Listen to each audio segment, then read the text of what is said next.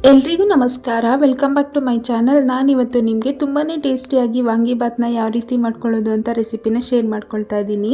ಮೊದಲಿಗೆ ನಾನು ಒಲೆ ಮೇಲೆ ಒಂದು ಅಗಲವಾಗಿರುವಂಥ ಪಾತ್ರೆನ ಇಟ್ಕೊಂಡು ಬಿಸಿಯಾಗಿದ್ದಾದಮೇಲೆ 2 ಟೇಬಲ್ ಸ್ಪೂನಷ್ಟು ಆಯಿಲ್ನ ಸೇರಿಸ್ಕೊಂಡಿದ್ದೀನಿ. ಆಯಿಲ್ ಬಿಸಿಯಾಗಿದ್ದಾದಮೇಲೆ ಸ್ವಲ್ಪ ಸಾಸಿವೆ, 1 ಟೇಬಲ್ ಸ್ಪೂನಷ್ಟು ಕಡಲೆಬೇಳೆ, ಹಾಗೆ ಅರ್ಧ ಟೇಬಲ್ ಸ್ಪೂನಷ್ಟು ಉದ್ದಿನಬೇಳೆನ ಸೇರಿಸ್ಕೊಂಡು ಇದ್ರ ಜೊತೆಗೆ 2 ರಿಂದ 3 ಟೇಬಲ್ ಸ್ಪೂನಷ್ಟು ಕಡಲೆ ಬೀಜನ ಸೇರಿಸ್ಕೊಂಡು ಇದನ್ನು ಕ್ರಿಸ್ಪಿ ಆಗೋವರೆಗೂ ಚೆನ್ನಾಗಿ ಫ್ರೈ ಮಾಡ್ಕೊಳ್ಳೋಣ.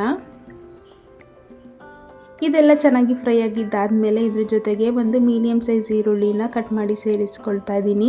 ನೀವು ಬೇಕಿದ್ದರೆ ಈರುಳ್ಳಿ ಬದಲಾಗಿ ಕ್ಯಾಪ್ಸಿಕಮ್ ಕೂಡ ಸೇರಿಸ್ಕೊಳ್ಬೋದು. ಹಾಗೆ 1-2 ಒಣಮೆಣಸಿನ್ಕಾಯಿ ಹಾಗೆ ಸ್ವಲ್ಪ ಕರಿಬೇವಿನ ಸೊಪ್ಪನ್ನು ಕೂಡ ಸೇರಿಸ್ಕೊಂಡು ಚೆನ್ನಾಗಿ ಫ್ರೈ ಮಾಡ್ಕೊಳ್ಳೋಣ. ನೀವು ಬೇಕಾದರೆ ಈ ಟೈಮಲ್ಲಿ ಇದ್ರ ಜೊತೆಗೆ ಹಸಿ ಬಟಾಣಿನ ಕೂಡ ಸೇರಿಸ್ಕೊಂಡು ಚೆನ್ನಾಗಿ ಫ್ರೈ ಮಾಡ್ಕೊಳ್ಬೋದು. ತುಂಬಾ ಟೇಸ್ಟಿಯಾಗಿರುತ್ತೆ. ಈರುಳ್ಳಿ ಎಲ್ಲ ಚೆನ್ನಾಗಿ ಫ್ರೈ ಆಗಿದ್ದಾದಮೇಲೆ 2 ಮೀಡಿಯಮ್ ಸೈಜ್ ಬದನೆಕಾಯಿನ ಈ ರೀತಿ ಸಣ್ಣದಾಗಿ ಕಟ್ ಮಾಡಿ ಸೇರಿಸ್ಕೊಂಡಿದ್ದೀನಿ. ಈ ಬದನೆಕಾಯಿನ ಈ ಒಗ್ಗರಣೆಯಲ್ಲೇ ಫ್ರೈ ಮಾಡ್ಕೊಳ್ತಾ ಚೆನ್ನಾಗಿ ಬೇಯಿಸ್ಕೊಳ್ಬೇಕಾಗುತ್ತೆ. ಒಂದು 50% ಆಗೋವರೆಗೂ ಚೆನ್ನಾಗಿ ಬೇಯಿಸ್ಕೊಳ್ಳಿ. ಮುಚ್ಚಳನ ಮುಚ್ಚಿ. ಇವಾಗ ನೀವು ನೋಡ್ತಾ ಇರ್ಬೋದು ಬದನೆಕಾಯಿ ಅರ್ಧದಷ್ಟು ಬೆಂದಿದೆ. ಒಂದ್ಸಲ ಚೆನ್ನಾಗಿ ಮಿಕ್ಸ್ ಮಾಡ್ಕೊಳ್ಳೋಣ. ತುಂಬಾ ಟೇಸ್ಟಿಯಾಗಿರುತ್ತೆ ಈ ರೆಸಿಪಿ. ನೀವು ಒಂದ್ಸಲ ಟ್ರೈ ಮಾಡಿ.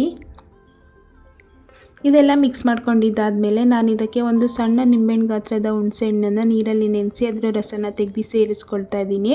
ಈ ಹುಣಸೆಹಣ್ಣಲ್ಲಿ ಎಣ್ಣೆ ಬಿಡೋವರೆಗೂ ಚೆನ್ನಾಗಿ ಫ್ರೈ ಮಾಡ್ಕೊಳ್ಳೋಣ. ಹಾಗೆ ಇದ್ರ ಜೊತೆಗೆ ಒಂದು ಚಿಟಿಕೆಯಷ್ಟು ಅರಿಶಿಣ ಪುಡಿನ ಕೂಡ ಸೇರಿಸ್ಕೊಳ್ತಾ ಇದ್ದೀನಿ. ಯಾರಾದರೂ ಹೊಸದಾಗಿ ನಮ್ಮ ವಿಡಿಯೋನ ನೋಡ್ತಾ ಇದ್ದರೆ ನಮ್ಮ ಚಾನಲ್ನ ಸಬ್ಸ್ಕ್ರೈಬ್ ಮಾಡಿಕೊಂಡು ಸಪೋರ್ಟ್ ಮಾಡಿ. ಹಾಗೆ ರುಚಿಗೆ ತಕ್ಕಷ್ಟು ಉಪ್ಪನ್ನು ಕೂಡ ಸೇರಿಸ್ಕೊಳ್ತಾ ಇದ್ದೀನಿ. ಇದೆಲ್ಲ ಒಂದ್ಸಲ ಚೆನ್ನಾಗಿ ಮಿಕ್ಸ್ ಮಾಡಿಕೊಂಡು ನಾನಿವಾಗ ಇದಕ್ಕೆ ವಾಂಗಿಬಾತ್ ಪೌಡರ್ನ ಸೇರಿಸ್ಕೊಳ್ತಾ ಇದ್ದೀನಿ. ನಾನಿಲ್ಲಿ MTR ಅವ್ರದ್ದು ಒಂದು ಚಿಕ್ಕ ಪ್ಯಾಕಷ್ಟು ವಾಂಗಿಬಾತ್ ಪೌಡರ್ನ ಸೇರಿಸ್ಕೊಂಡಿದ್ದೀನಿ. ನಿಮ್ಗೆ ಯಾವ ಬ್ರ್ಯಾಂಡ್ ಇಷ್ಟನೋ ಅದನ್ನು ಸೇರಿಸ್ಕೊಳ್ಬೋದು. ಇದೆಲ್ಲ ಒಂದ್ಸಲ ಚೆನ್ನಾಗಿ ಮಿಕ್ಸ್ ಮಾಡಿ ಆಯಿಲ್ ರಿಲೀಸ್ ಆಗೋವರೆಗೂ ಬೇಯಿಸ್ಕೊಂಡು 2 ರಿಂದ 3 ಕಪ್ಪಷ್ಟು ರೈಸನ್ನು ಸೇರಿಸ್ಕೊಂಡು ಚೆನ್ನಾಗಿ ಮಿಕ್ಸ್ ಮಾಡ್ಕೊಳ್ತಾ ಇದ್ದೀನಿ. ನಿಮಗೆ ಗೊಜ್ಜು ಜಾಸ್ತಿ ಅನಿಸಿದ್ರೆ ಸ್ವಲ್ಪ ಎತ್ತಿಟ್ಕೊಳ್ಬೋದು. ಇದೆಲ್ಲನೂ ಚೆನ್ನಾಗಿ ಮಿಕ್ಸ್ ಮಾಡ್ಕೊಳ್ಳೋಣ.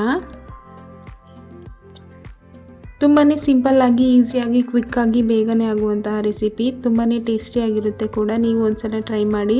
ನೀವು ನೋಡ್ತಾ ಇರ್ಬೋದು ಎಷ್ಟು ಚೆನ್ನಾಗಿ ರೆಡಿಯಾಗಿದೆ ಅಂತ. ನೀವು ಮಕ್ಕಳಿಗೆ ಲಂಚ್ ಬಾಕ್ಸ್ ಅಥವಾ ಬ್ರೇಕ್ಫಾಸ್ಟ್ಗೆ ಈ ಥರ ರೆಸಿಪಿಗಳನ್ನ ಮಾಡಿಕೊಡಿ.